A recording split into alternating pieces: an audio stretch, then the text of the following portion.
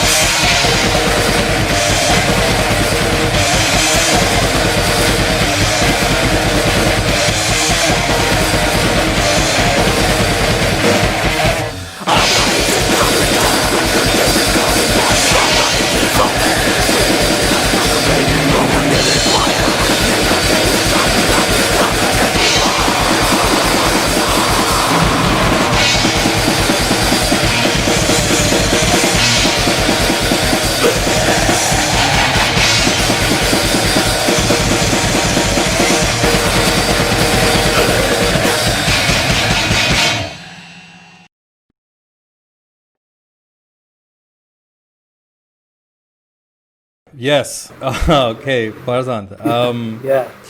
Now, this video, in my reading, in my admittedly amateurish reading, seems to be sourced from a lot of footage from Sitala and Chorak Pujas in North Bengal. And if on the one hand, Crowley is a reference and kind of occultist traditions of the West, I suppose you could say, are a reference for some of the bands you work with, I feel that you also, on the flip of this, kind of present a visual iconography that's very much embedded in Tantra, tradition rooted in present-day West Bengal, Assam, Bangladesh. So the question is there any conscious link between kind of Western esoteric traditions that you, and the music that you work with kind of puts forth, but the more kind of tantric iconography that you draw upon, and sometimes occultist iconography that you draw upon in a lot of the visual representations of the work? Yeah, you can say like Tantra is said to be one of the few remaining spiritual traditions which are which are still held pure till this day. The oldest tradition, which is said to be a stellar tradition, with time has more and more transformed from a solar, a lunar tradition to a solar tradition. But whatever exists today is basically a gradual, it's a reification and it's a more corrupt way of the more ancient cult which was once stellar. So yes, Tantra and Western esoteric systems do have a connection which is linked by the fact that they are both divided by primordial roots. Tantra kept the gnosis intact. The others, on the other hand, the gnosis is there, but it lies a bit more within. It's a bit more obscure. Yeah. What is it about these two things that you felt fit? Is there a link between them in the work that you do? In the sense of, well, these are kind of straddling boundaries, geographic boundaries. I guess the question ultimately is, what is that link? Is it conscious? It's conscious. Yep, it is conscious because the effort being shown is, to make the actual Tantra, which is a bit more occult and it's a bit more ancient than what people do with it today. So it is a bit more conscious. Yeah. Okay. Now, historically, black metal and the larger Scandinavian kind of scene that was forged in its wake did, in a somewhat arguably similar manner, present tropes steeped in anti-Christian, pagan, or outright Satanism as a front-facing thematic signal. Venom. I mean, there's many examples we can draw upon, and people listening who are here for you, I think, know those examples very well, so I won't get into them. It could be argued that many of the bands that you work with take a certain inspiration from that, from what was happening in Europe and then Scandinavia more specifically, Norwegian black metal, etc., etc. Although I do realize that in the quietest interview that Tetragrammarside gave, they kind of rejected that notion. But I find it interesting to think that perhaps you've adopted these elements of Tantra and occultist traditions as inspired by how certain bands in the black metal tradition in Europe in the 80s did so, but have adapted it and perhaps adopted it to a local context. Do you agree? Yeah, I'll say like black metal in general is all about the essence of opposing something. So, or you can rather generalize it and say metal in general was something which was brought about by an idea of opposition. It is nothing new in metal. But black metal, with black metal, it gets a bit more intense and a bit more dedicated towards that sense of opposition. Things, they start becoming more confrontational. It's more personal, and it's not, something which people talk about the mass. It's about what we feel within. As far as Satanism is concerned, Satan in the Christian adversarial sense was, he was the poster boy of the Christian adversary, and he was the mascot, you can say, which was against the whole pious movement, and that's why there are a lot of bands who drew from the concept of Satanism. Some of them used it as factors or just to create a blasphemous atmosphere. But on the other hand, the link which was there was all of them wanted to repel the faithful majority, you can say. So, and it has always been something which is an us against them, a proclamation that to say that, okay, we are better than you. We don't think that your faith in God is as good as what you claim it to be. So I would say the fabric of black metal was always superiority or opposition, and always a sense to question the authority. Yeah. But with time, black metal has more, diversified. As you rightly said that, these bands, they do things differently. They don't quote unquote, talk about Satanism, and that's where the bands evolved. But the core qualities were kept intact. But what happens was they probably are not something into, trying to piss off people or something, but they want to create shock imageries that will give society, something to be shaken about, but find about it more individualistic and something to self-discover. And also, with my time in black metal and especially working with these bands, what I've realized is when you start rejecting the mundane world, when you start to look in your inner self, you will probably see that there is a more serious point towards. So, yeah, and if I can add to that, I'll also say, if you consider the earlier black metal bands, they used to talk about Satanism. Satan is also known as Lucifer, who's the light bringer. So here the light points to something which is, the inner knowledge. And there are bands like Venom who sang about songs like At War with Satan, to piss off and destroy the whole middle class Christian faithful, the Samaritan. But on the other hand, we have bands like Tetragrammaton. Since we don't have a Christian majority and we don't find that oppression here, they're talking about something like Avastanic Vishnu, which, as MOPM told me, it corresponds to the womb of the Leviathan, one of the so-called demonic entities of Jewish faith. For Gnostics, it's Kundalini or Shakina, but there's a feminine aspect of that. So that's very interesting. I think the one thing I find particularly interesting what you've just said is this kind of us versus them mentality, and you framed it in the context historically of, Satan as experienced in predominantly the kind of like Christian West, and how that was then recast as sort of opposition when it comes to metal in an art form, which is confrontational, or at least appears to be very confrontational. It's interesting. There's a quote from a band that you work with, Kapala. I'm just going to read it in full because it kind of summarizes a lot of this quite well. In describing the scene in India, the gentleman, I'm not quite sure who from Kapala actually made the quote, so forgive me, but the quote reads verbatim, total fuck off to the weak, scum-infested black metal scene in India, consisting of scarf-wearing hipster opportunists, animal-loving Laveyan vegans, religious burzum rip-offs, cowardly Facebook keyboard warriors, mediocre bands who talk about purity and true, in quotes, black metal, while playing with core and groove idiots, half-assed Vedic, in quotes again, imitators, Bollywood mallcore churchgoers, which I think is fantastic, and bands who brag about their stupid endorsements from guitar picks to strings. So these are not the words of somebody who's choosing to mince them. They seem very embedded in a kind of pointed otherness that, look, we are not that. Fuck that. That's just not what we're about at all. And it's quite clear. And it's quite funny also, if I may say so, because it is actually. It made me laugh. My question is this: funny in the sense it's like it's how can I say? It's like I can recognize it, so it's entertaining. Is this a result of kind of honing talents in a city that offers few options to perform? I mean, this sense of like us versus them. Is that where it comes from? Just simply living in Calcutta, where in general, playing music has its challenges, but playing the music that you get behind probably has even more severe challenges? Or is it just more rooted in the kind of tradition of black metal as being that kind of opposition? I guess the question is that is it locally embedded in Calcutta and the frustration from being there and working with kind of music, or is it a broader reflection of just the confrontational nature of the music that inspires you? Yeah, about this, let's see. Kapala plays war metal as a term, which is a more loosely coiled term to explain bestial black death metal with a lot of hardcore edge in it. But I'll say the guys are amazing and they're very tough, to be honest. Yeah. But I'll say that works for them. I really don't have a clue about the statement you just said, but I understand from where they will be coming from. They might be hinting at the overall black metal artists or bands from not only this region but from the entire subcontinent.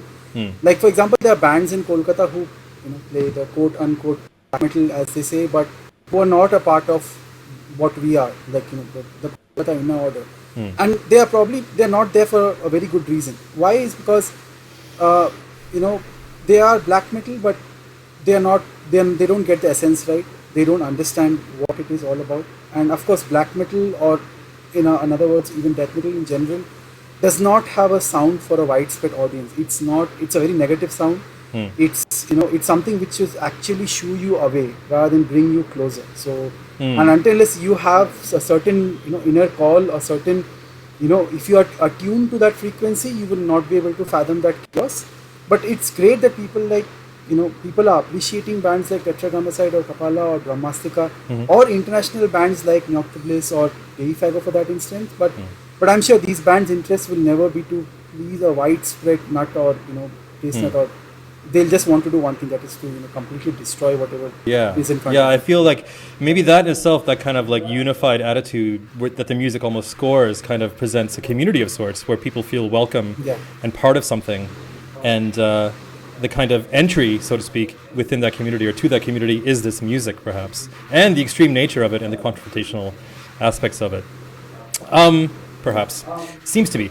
Along with the how can I say events that you have done, because you obviously aside from simply just putting out music, you organize. You since 2014, you've had a hand in organizing the Kolkata Death Fest and the first edition showcasing Necro Deity, which seems to be a common reference point along a lot of the bands that you work with. This is a festival model where you rent a venue, you ticket the door, there's production, there's risks involved with any kind of showcasing of any live act to a paying public. It can't be easy. It can't be easy because of Calcutta. It can't be easy also because of the music itself, and perhaps, or maybe not. There's such a dedicated community that you do manage to pull it off. And apart from you, there's Sandesh Shenoy of Transcending Obscurity in Bangalore and Trent Slaughter Fest. But this is not easy. So what motivates you to put on these kinds of shows? It just can't be easy to do at all. Yeah, I'll say like good that you brought this up, because in one word, what we can summarize is the Kolkata scene. The sound which has come from Kolkata is all starts from the band Necrodity, as you say. They were the pioneering force in shaping the Black Death scene way back in 2011, 2012. They did not release anything for others to have a hear, but what they did do was set a very very high standard, and they set up a very high standard for others to live up to. So it's not only the music, but also the sense of theatrics, the visuals, the appearance, how a band should go about was very provocative, and it introduced a series of bands who followed their lineage. Okay? And it's not only in Kolkata, but I would say it was probably the entire India which got a hint of something that for the first time. Mostly Necrodity was something which they played music which is very extreme, and if you take my word, it's probably the most extreme music I've come to hear out of this place. But it was very unbelievably very fast, the lightning fast riffing to the machine gun drumming. It created an atmosphere that that can be seen as a blueprint for a lot of these bands like Tetragrammacyde or Aparthiv Raktadhara. They have tried to they have tried to derive those influences from Necrodity. And the lyrical themes also, such as Kalipoth or Tantra, as well as Hermetism and Thelema, are all something which Necrodity did point to first, and then these bands have driven influences from them. So, basically, if I may just interrupt you for a moment, so the motivation seems to be really to kind of showcase this music to a front-facing audience. Yeah. And that may be... What the motivation I'll say is that, from within we all want this music to spread and, have an audience for this. That's why we have gone to the lens that you have said. In a place like Calcutta, it's almost a hellhole for most things good. So to find a place which actually resonates with our frequencies, gives us the platform to do the music that we want to do, plus to have the passion to bring that about is very hard. Yeah. But what I would say, over the years, and we have been doing this for about 10 years now. If you compare days back in 2011, 2012, the first shows of the Inner Order. But what we could say is that over a period of time, we have seen people gradually turning up more and more. And with more people, you do get a motivation. Okay, we should do it more, and we should do in a more well organized, and probably bring more bands. And that's why this whole thing motivates that's us. exciting. And of course, apart from events, the distro, Hellion Distro, you distribute music, and you distribute music globally. Yeah. Now, a lot of the bands that you work with, Kapala, Ramastrika, they're on Dunkelheit Productions. Apartiva, Raktadara, Niriti, Tetragrammacyde, Iron Bonehead, both German labels, which is interesting. Maybe another conversation as to why that might be the case. I'm not sure. But when you talk about putting on these events and the kind of confrontation and the limited access that you almost kind of expect in terms of people responding to it, there's always going to be a certain element of commerce. Now, the distribution that you've done seems to have been reasonably successful, given this what you do and of sure what will happen in the future. But is there a balance that you find that you need to find when you're presenting work to a public? There are commercial realities. Do you ever feel that you need to submit to certain expectations of what an international audience may expect of so-called Indian music? Be that the visuals, or in your case, I would wonder about the visuals in particular. Is it something that you consciously consider or think about, or not? Yeah, starting off the Kolkata and Germany link. Actually, Kolkata and German people have been, they've always shared a very great bonding, as history would also say. But it's a proven fact that Germans are very great at metal, and they are not only great as musicians, but also they are very successful labels. For example, people like Iron Bonehead Productions or Patrick, the person behind it, he's an innovator. He's not only helped the Kolkata black metal scene, create a complete hysteria all over the world with bands like Tetragrammacyde, Apartha, and now Niriti, but he's also a very major influence in the strong revival of the Hellenic black metal, which was once a very big thing in a place like Greece. So, and on the other hand, they also released some very, very non-metal albums following the same lineage in a band such as Ropesec. There are other bands which are very good on Dunkelheit Productions too. Upon the commerce, what I'll say is both the labels have a very dedicated die-hard fan base, and they do buy. So, just like a few days back, I got to hear that the Niriti tapes, which is from a band which just got announced a few months back, is all completely sold out at Bonehead Productions. So that's what I'll say, that people support what they like. One does not have to advertise the product contrary to what the mainstream labels have to, because we have a dedicated die-hard fan following, and there is a patriotism which people do, to support and follow this side of music. And there is this charm of this underground. But there's a myth that people say that metalheads don't buy. Metalheads do buy, actually. Yeah, and if you consider my distro, I would say that I mostly sell out even before I can place an order. That's what happens. So yeah, I'll say that it is. I'm happy and humbled for that support. But yeah, I'll say that we don't have that. Right. Well, okay. That's very encouraging. I think the question was more, the end of the question at least, was more relating to these expectations that people might have of Indian music.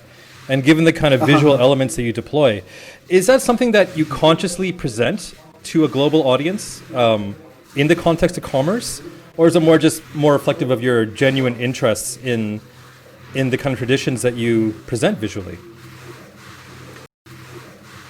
I would say that, how it has gone about in the years, the global audience right now expects something coming out of Kolkata to be completely like how it is currently. So over a period of time, this has been built up by bands like Tetragrammacyde and Apartha and Kapala, that we will be putting out music or our visuals will be like this. So I don't think so, like as of now there is any need for quote unquote the mainstream promotion. And people, rather than expecting something to come out of India to be a bit more subdued, they want it to be a bit more extreme and to push some limits. It's interesting how you frame certain things to present. It's a combination of your own interest, but also maybe what people might expect. But I suppose in some ways, people don't know what to expect. It's a tricky one. Right. It's a tricky one. Anyway, looking forward, I've noticed more and more releases. As you mentioned, Niriti just came out, and it's already sold out from new bands that you work with. You've gotten press, some pretty great international press. Remarkable artwork. A guy from Venezuela, Brian, I think Mehta. He did the last full-length Tetragrammacyde release before the compilation. The full length of Tetragrammacyde. Yeah. The full length of Tetragrammacyde. Of course, Adim from Kolkata, who did a lot of your earlier work. I have an interesting anecdote, if I could just add. I'm Canadian, and I was in Halifax, Nova Scotia, where I grew up, and I went to a party, and I saw somebody in a Burzum t-shirt, and I approached him just make conversation, and he asked me if I was from Halifax. I said yes, but I live in Delhi, and then I asked him, do you know a band called Tetragram? And before I could finish the sentence, he grabbed me because he knew Tetragrammaticide, and it turned out he was like obsessed, and he had all their records, and it's just a testament to like how this music gets out to wider audiences. It's really, I found it amazing at that level that somebody in Halifax, this small town in Canada, was like this super fan. But that aside, maybe that's relevant to this next part of this question, but it all seems to present a significant kind of momentum, and I suppose an investment of your time. Is what you do, is it mostly you? Is it you and Summit? Is it others? And I mean, here in India, at the base of it, is there a team, or is it just you two? And is this all that you do? Do you do anything else as a day job? Yeah, well, I'll say the Kolkata Inner Order, it's more like a hive mind. We all think alike. It does not mean that we are, we just say yes to whatever we think of. No, we do have a sense of, what we want to achieve. But at the end of the day, we all agree that the goal is the same, and the intention and the result which should come out of it is what everyone looks forward to. And I will say the Kolkata Inner Order stands from an underground within an underground. There is in metal there is a sense of a very false brotherhood. We don't attain to that. But what we would say is that we are self-sufficient, and what all we want to do is what we are currently doing, that is bringing out the most deranged black and death metal possible, and completely living against all the stereotypes and the sterilization which goes on around in the scene of metal right now. All right, well, Farzand, listen, thank you so much for taking the time. I wish you all the best. Thanks. I look forward to hearing more and more music, and ultimately attending some of your shows, because I've yet to, and it's something that needs to change. So until next time, take care of yourself. We're going to show a video now, and I will bid you farewell for the time being. Thanks a lot. Thanks, man. Take care. Okay, so I'm going to show a video by Tetragrammaticide. This is a video that I've shown a lot of people. I can't help it. I do, and because I'm terribly excited about it. I don't know what that says about me, but I'll leave that to you to decide. This is Pulsating Sudarshan Gamadion of Iwastronic Vishnu by Tetragrammaticide.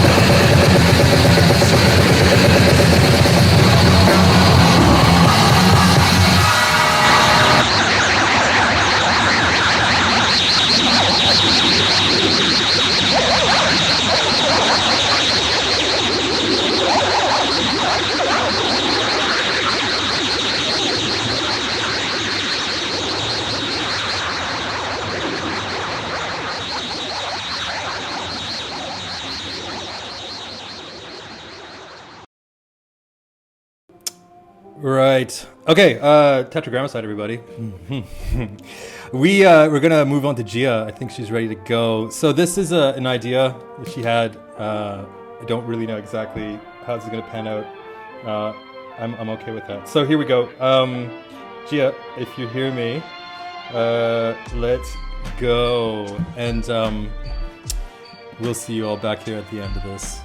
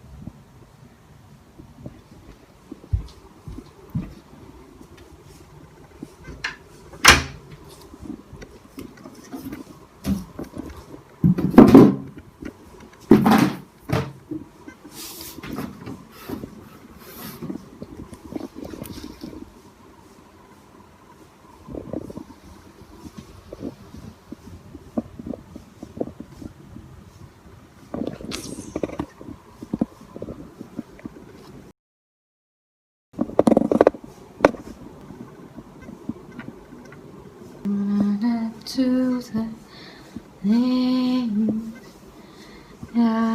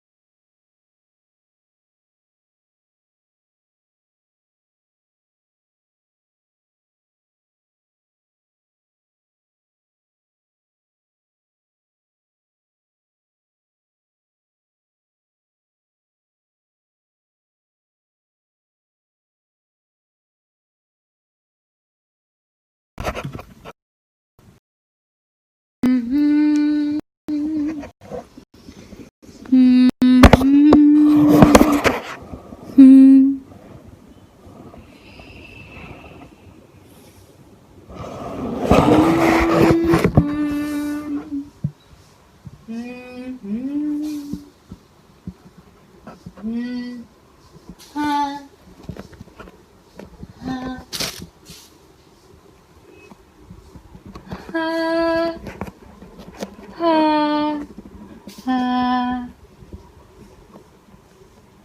ah, hmm.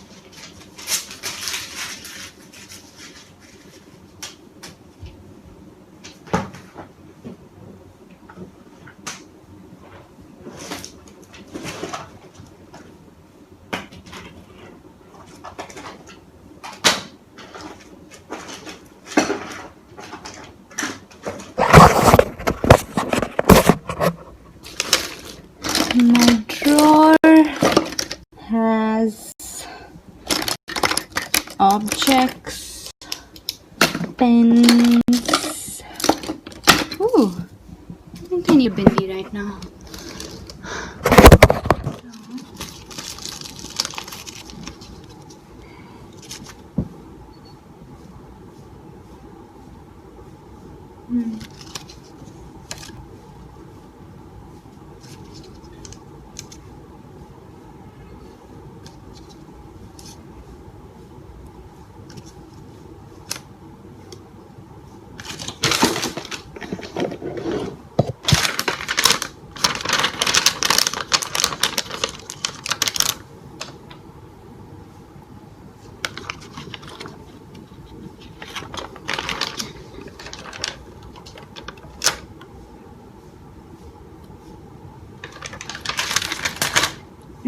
In case it's opposite for you, I'm saying no. And maybe some.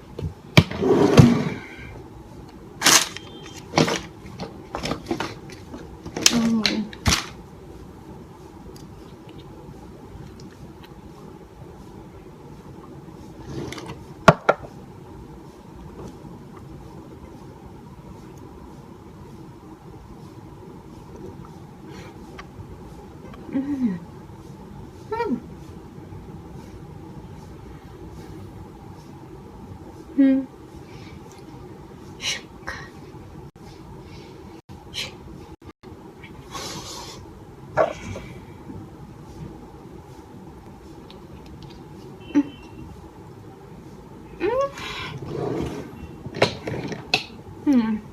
Okay.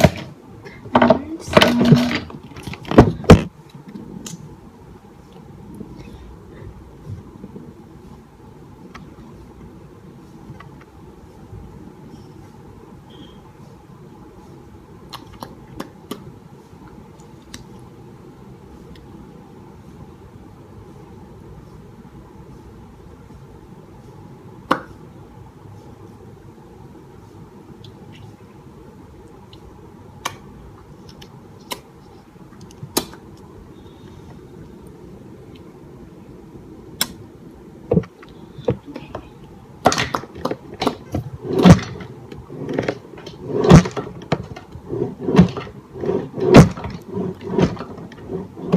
Oh.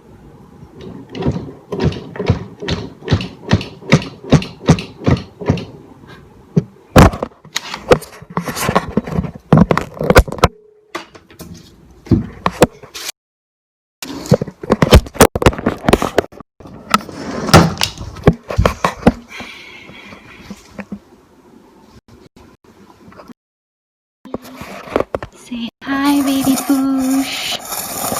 Say hi. Hi. Hi. Hi. Hi. Hi. Hi. I wish I could be like you, baby Pooh. Baby Pooh. Sha.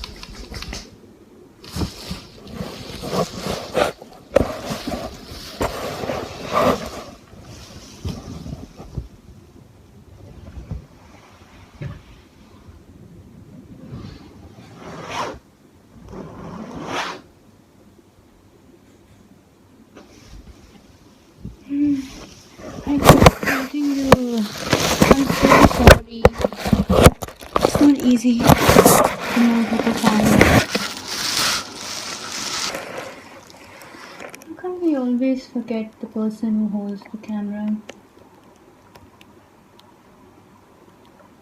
Or how can we not see them?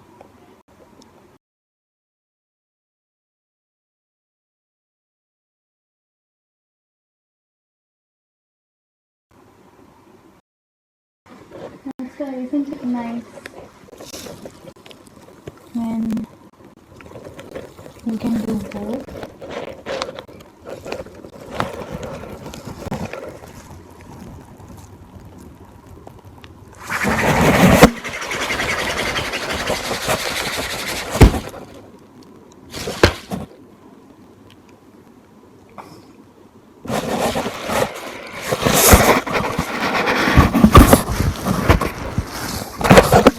I made this face, as you can see, and right below it says Dukha, Dukha, sadness. And then when you look at this face, it says, wow. I mean, can you see? There's a mouth open there. There. Okay, I know it doesn't look like an open mouth, but that's it. That's it.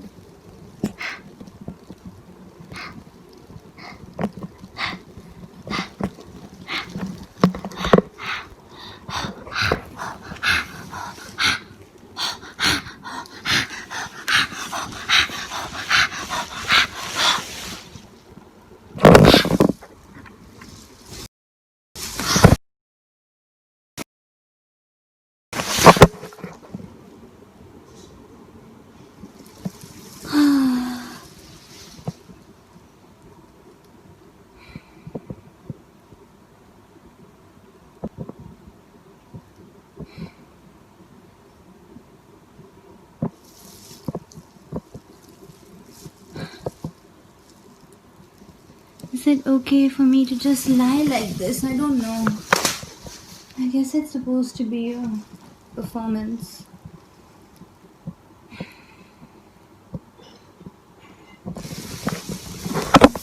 But I like that you're watching me do nothing. It's nice to be watched when you do nothing.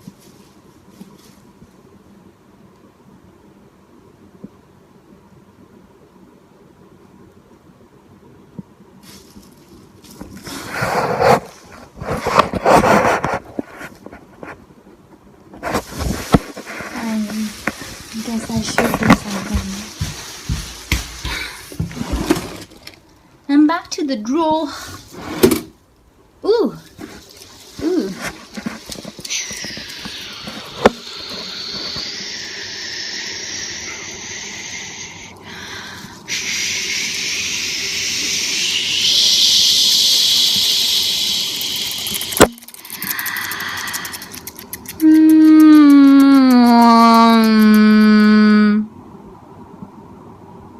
Damn, that's dirty.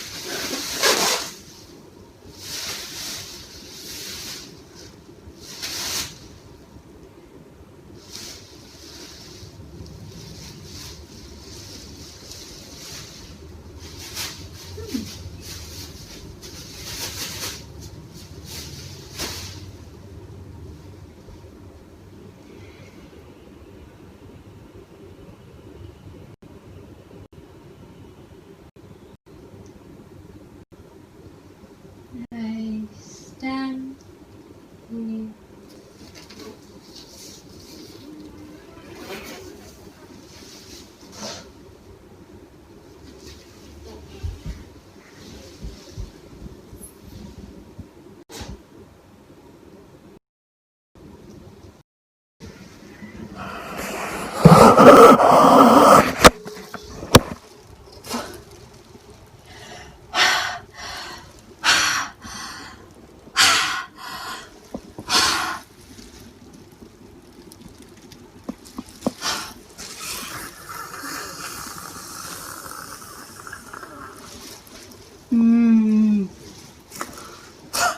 Yummy.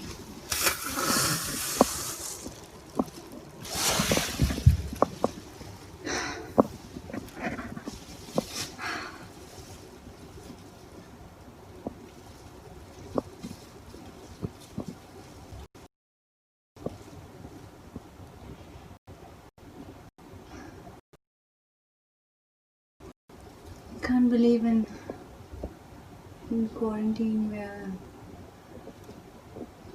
sitting here in our houses and rooms and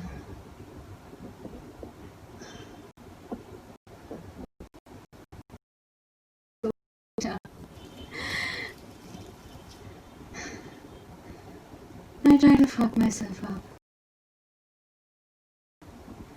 in these weird ways. And then I think, why do you need more of that? There's already so much when you exit your house.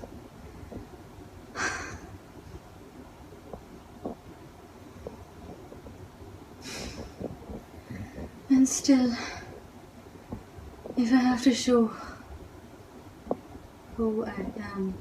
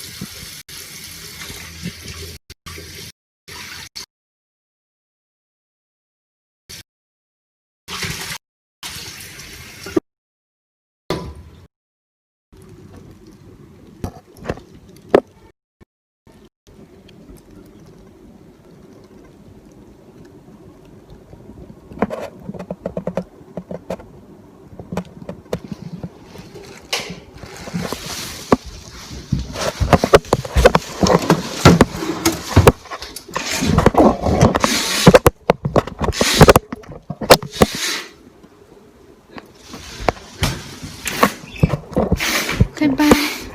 Goodbye. Goodbye. Goodbye. Goodbye.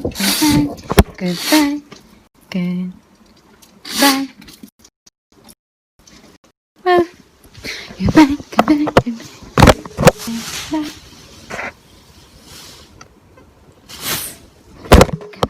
Goodbye. Ow! Goodbye. Goodbye. Goodbye. Goodbye. Bye.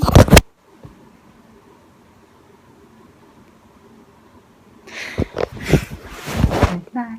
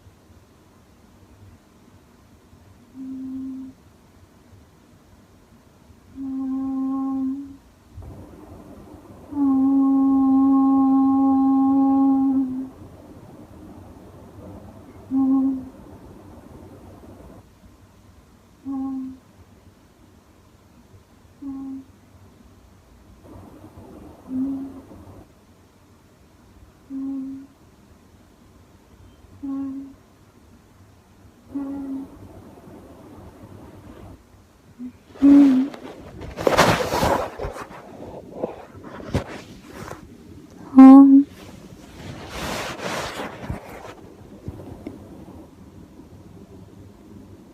Goodbye.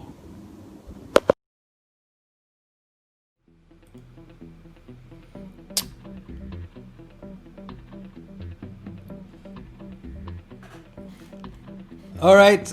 Well, then, yes, I think that would be the end of this episode.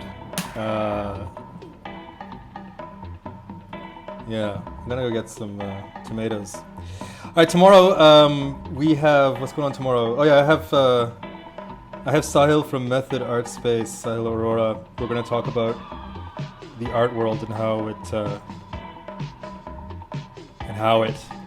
and then we're gonna tomorrow's been a long day. I think. Oh yeah, of course, Sonoli, Bangalore. Then I'll probably show a video of some shit. I don't know yet.